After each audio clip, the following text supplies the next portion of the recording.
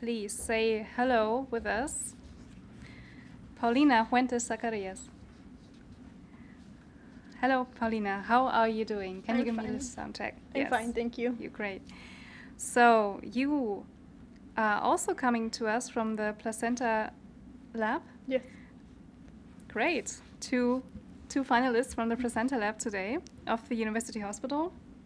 And your doctoral thesis is the functional analysis of mRNAs involved in the response against viral infection during pregnancy.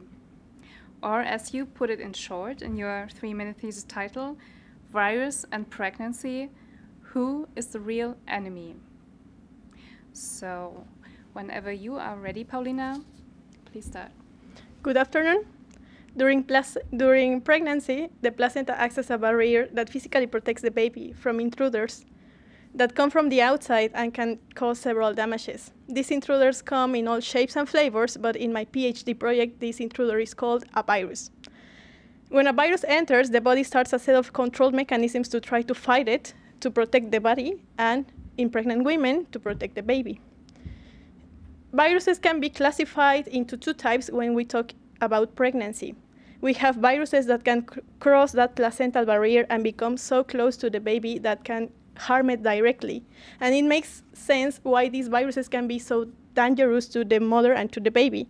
But we have other types of viruses. These other viruses cannot cross that placental barrier, but they can cause as much damage as the first ones to the offspring. How can this be possible? Well, to solve that question, we need to focus our attention into the mother and the responses set in her body to try to fight that infection. That protective response is composed of some molecules called cytokines. Cytokines act as warning to the body, telling it there is an intruder and it should be eliminated right away, no mercy. But what happens when this response that is protective gets out of control? Can this become a threat to the mother and to the baby?